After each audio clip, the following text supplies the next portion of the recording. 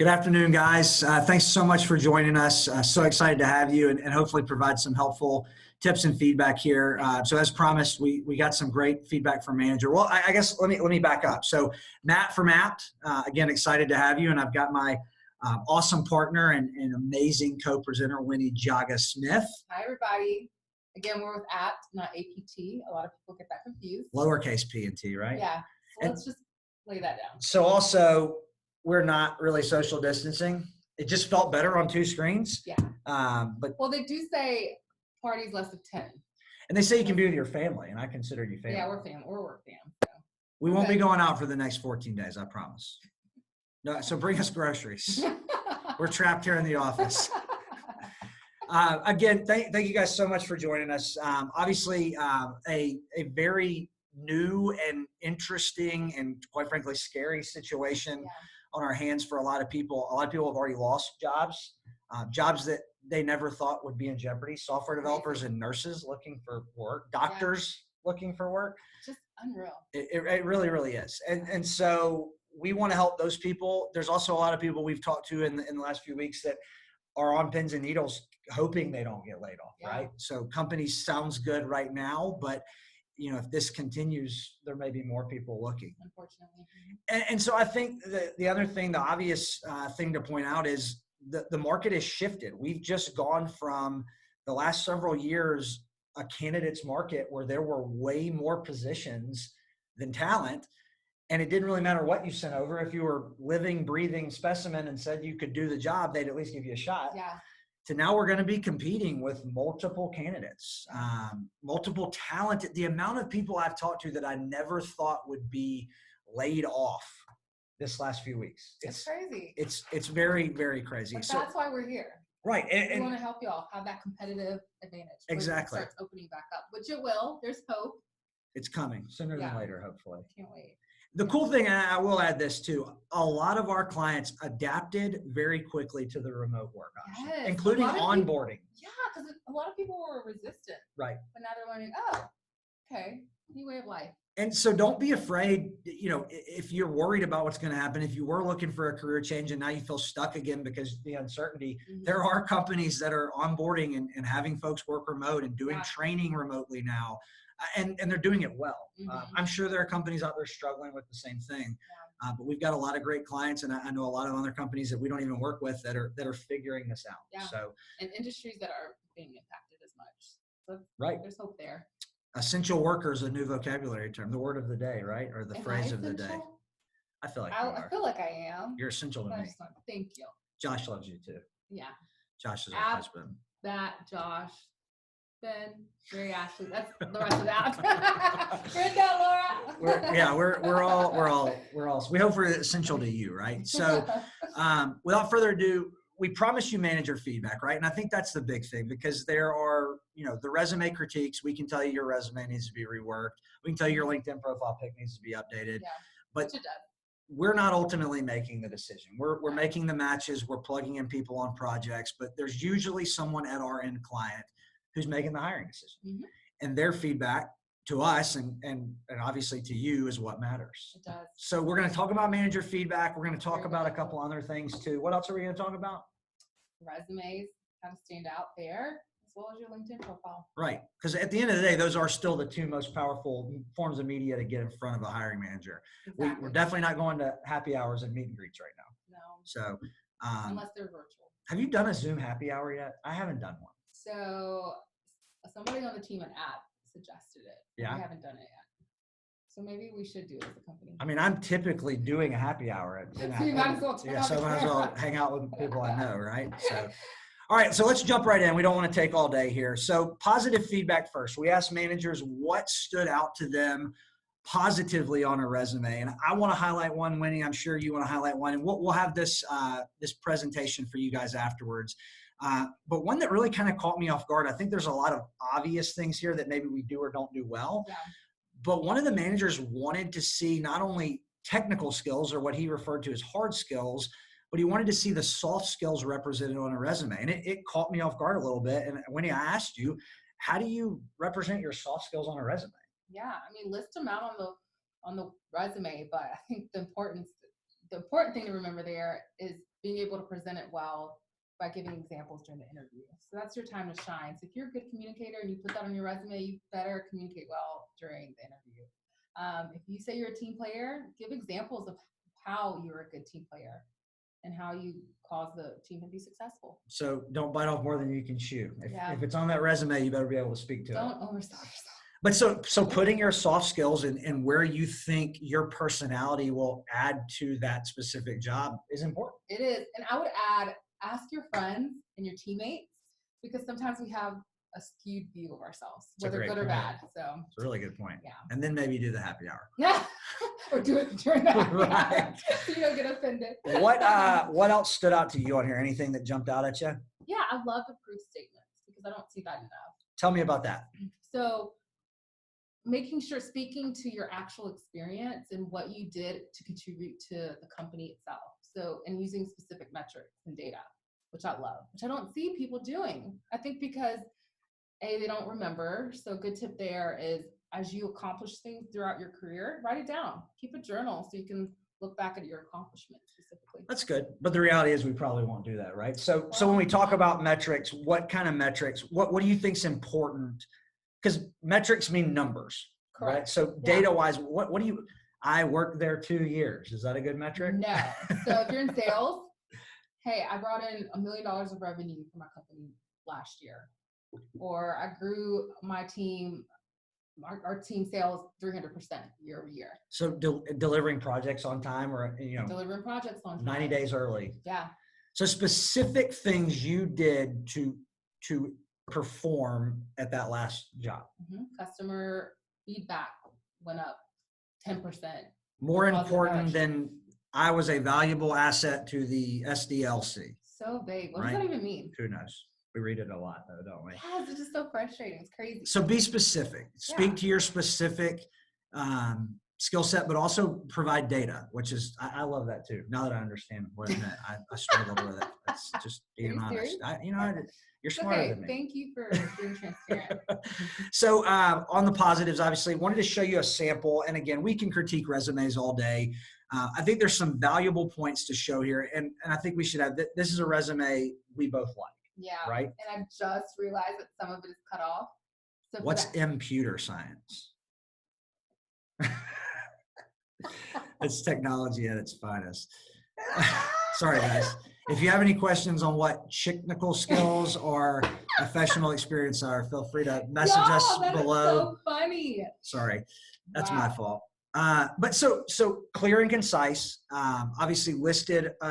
Technical skills. Obviously, we know in a resume, the more words, the more data that's there, the more searches you'll come up in. So I think in this day and age, that That's is the- important. The keyword. Right, keywords. Because you still want to be concise, clear and concise. You don't want to be long-winded. But don't put stuff on there you haven't done, right? Yeah, don't do that. If you've worked in a SQL environment, but you've never logged into a SQL server, don't list SQL as one of your skills, right? Because if it's on your resume, that you're probably going to be asked about it. Absolutely. Boy, that's probably the quickest way to get ruled out, in my opinion, Oh, for based on what sure. we've seen and listened into. For sure. But it's clear, it's well formatted. There's no photo. There's no crazy Wait, you don't color like photos? schemes. No, I don't like them on real estate signs either. But that's a whole nother I presentation. prefer them we on could that probably versus do. this, for sure. But yeah, look, guys, the point here is to get the data across, right? Yeah. And Tell this your story. person, right, quickly, easily, I can look through this. A Yeah. manager can look through this and see everything they need to know. Correct. The goal, it's first impression. The goal here is to get an interview, right? Yeah. And so pretty colors and cool banners that may not open the same on someone's computer as it does on Oh, that's yours. frustrating. Yeah. Just formats clean and simple. And here's the honest, and every staffing company will probably tell you this, from our perspective. If you don't send us this, we're going to ask for this because we know this is what our managers are looking for. So the pretty ones just don't typically go over as well. The formatting, yeah. Right. And So- one other thing, definitely look at the job description and tailor each resume to the job that Please. you're applying. So not to lie and add things that aren't true, but to emphasize on your experience specific to that job. It's Well, so key. And the important. more experience you have, Mhm. the more times some things may not be relevant. One Correct, resume yeah. does not fit all, especially when you're competing against 4, 5, 6 other people. In certain cases, maybe 10 or 15, right? Right. So making your resume speak to that hiring manager specifically is so important. Yes, Yeah. it takes time, But what's the goal? Goal is to get a job, right? Yeah. So, And the great, they will do that. And the people that won't get the jobs, they're not going to want to do that. or they'll get lucky. Yeah, but in this job market, It's going to be tougher. yeah. Last year You was a can't get little bit lucky. easier, I right? was about to say, in the past years, you could get away with it, but not anymore. So let's go flip the script, talk about some of the negatives, right? Which I feel like we may have already highlighted here a little bit. Yeah. Resumes are a big pain point for hiring managers and for staffing companies and people that deal with them every day. Yeah, even experienced people, their resumes can Right. be grueling. It is. What stood out on the negative list to you? Honestly, I need to look at it. Well, so I'll hit you with one. So I think the obvious spelling and grammar errors. Like if you're still turning in a resume that you wouldn't turn in a paper without having your mom proofread it back in high school. Don't turn in a resume without someone looking over it. That's Please don't turn it in. Like anyone, even if it's a staffing company, like say, hey, I just did this resume. Before you send it, you mind looking over it, and they should be doing that anyway. Mm-hmm. But make sure it's being looked over. So the big one for me is a lack of clear objective or one unrelated to their resume. The mission statements, the career objectives, all of those are great. But if it's a blanket statement, it's not useful. And 9 times out of 10, I'll recommend they take them off if it's not specific. Yeah. It's just, I feel like sometimes, especially people with less experience, use it as a space filler. Mm-hmm. It's not necessary. And it can actually do more harm than good if it's not specific. So that was one for me. I got one. Yeah. Okay, great. We finally prepared for this presentation. Well, a lot of this we've already talked about, so I didn't want to be repetitive. But jobs lasting less than a year, that can be seen as a negative unless you can counter that before they ask you or get concerned. So if you're a contractor and had a project end less than a year, explain that in the resume if you can. So this is a good one because we run across this a lot. I'm a career contractor, but I'm tired of changing benefits. I'm tired of uncertainty, and I want to get a full-time role. But every job I've had has been kind of that 6 to 9, maybe 18-month window, and there's a lot of jobs on my resume. How do I get a full-time job? How do I get a perm job? We see that a lot. So for me, you just hit the nail on the head. If you can speak to that, and then not only that, but speak to why you're ready to flip the script and be in one environment for a long period of time, as long as you can talk to that, 9 times out of 10, the managers are going to be fine with that. Yeah. But when you're like, hey man, I was a contractor and now I want a full-time job, like I'm not going to make excuses for it. It's not about excuses. It's about relating to someone that may not have ever been in that role, I love that. right? Yeah. If I'm a 20-year veteran at one of the companies here in town and I've never worked a contract in my life and I'm looking to hire another 20-year vet for my team, someone that's only worked at 6 months at a time, it doesn't translate to me. Yeah. That doesn't mean you can't get the job. No, it doesn't. And I think the positive there is that you've experienced different environments and had to adapt, and you've taken like good and bad from different companies. So, I mean, you can spin that to a positive. You I just agree. got to be proactive about it, So not reactive. I think the big takeaway on just resumes in general is number one, being able to speak to it, right? Number two, making it tailored to the job in question. Yeah, put in the time. Right. I was going to have a number 3, but I don't know what it is. You want to add a number 3 to that? All the above. So we showed you a good resume. Show you a bad resume here. This is funny. It's impressive, though. I'll say that. He went to Yale, Harvard, Oxford, DeVry, and he holds degrees in business running and profit making. I'm not sure if that's profit as in money or if he is like a prophet, like he has prophecies. Well, how do you spell it? That's a good point. They're spelled differently, aren't they? Yeah. Okay. So I think it's the money one. I'm from Alabama. It's like I use that excuse a little bit. So we'll blur some information out there, but you guys get the point. Like it tells us nothing. It's just not good. His objective, he's looking for a job between $18,000 and $250,000 a year. Y'all, I've seen that on Monster. It's crazy. Yeah, my salary range is just so drastic. You're like, okay, no, you're gonna get 18,000. Well, story here, of course, I don't think the mass of the population would ever list all those educations there, but I had a candidate director level before get a job, but he lied about his education. A bachelor's degree was not even required, but he lied. He got through the background only to find out that they couldn't verify his education, and they pulled the offer, and he had already left his other job. Don't put stuff on the resume that isn't real. Yeah. Some companies fact check education and employment. Others don't, but you never know. So just be honest. Some still call references too. So Yeah, I don't see that much as much. they still do. I know, but good point.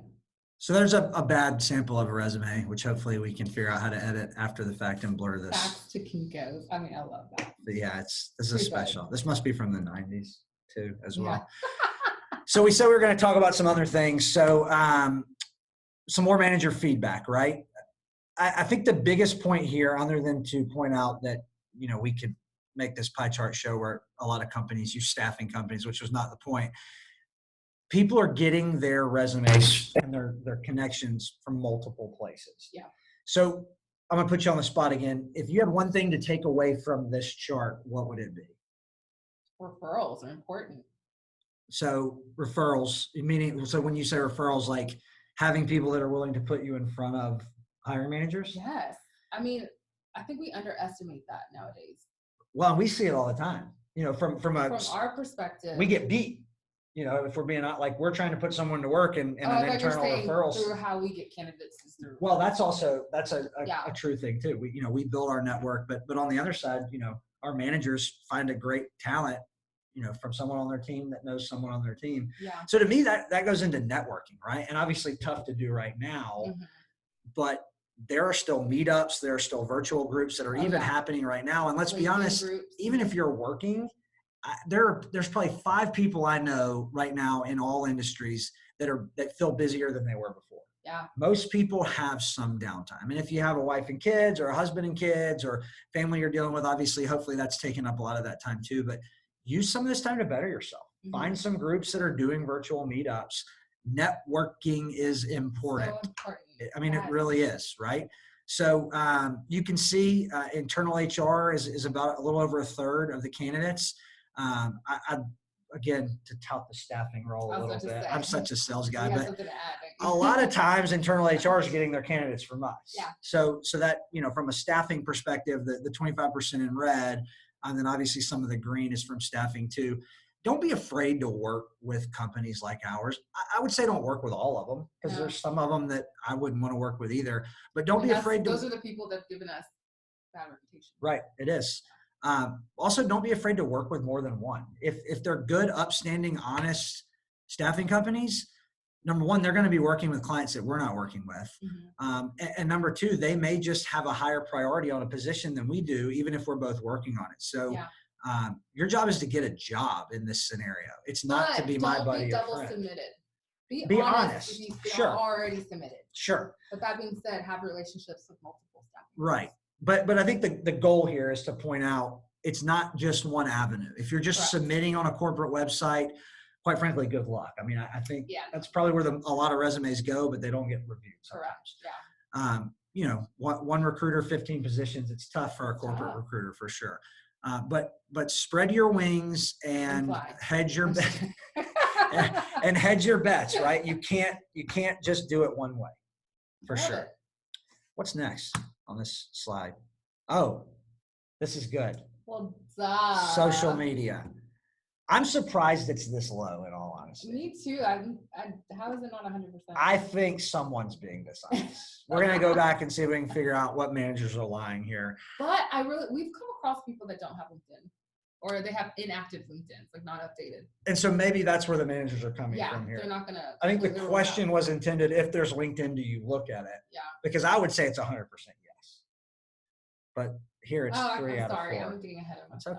It's okay. That's the next slide. So 3 out of 4 managers look at a LinkedIn profile if they can find one. What does that mean? Well, they want to vet them out. See, does the resume experience match up with your LinkedIn experience? And so often it doesn't. And then you're like, oh, okay, this is an honest person. First red flag. Yeah. And then pictures. Yeah. They want. Are you professional? Do you present yourself in a professional way? And that's fair. It's not about how pretty or ugly you are. It's about how you present yourself. But is it you at a party, or is it you at a concert, or is it you? Or is it a selfie? Right. With your robe on? Yeah, and so that's a big thing, right? I think with LinkedIn, I think it's an opportunity to show who you really are. So I don't it's like think your website almost. It is your website. Yeah. It's your business profile. I don't think the suit and tie thing is necessary No. anymore. You know, the I love what you headshot. said when we were talking about this. You said professional, but not stuffy. Yeah. No one believes that you wear a coat and tie every day. No, especially you not. And if they do, yeah, right. I did the no pants Zoom call thing today. No, he has pants on. Oh my God. He has shorts on. We won't show that off. No pants. I have shorts. Got it. I just wanted to be Yeah, clear for okay. people. Did that just change the child rating on this? Use a good picture. Yeah. But you don't have to, it doesn't have to be a coat and tie, but use a professional picture. Don't try not to crop someone else out of it, which to be fair, I think mine is actually that right now. And So sometimes you can get away with it. you can, and mine's really good. Your Like, wife did that, and I love her so much. she's helpful. Yeah. It's helpful to have someone with better taste than you. Or I got my husband to take some for me. Yeah, and it doesn't have to be a professional headshot. Just get a clean background. Notice we have nothing behind us. It's not put distracting. Portrait mode on. That's what I told him to do. Make sure iPhone it's on portrait mode. That's the bomb. Yeah.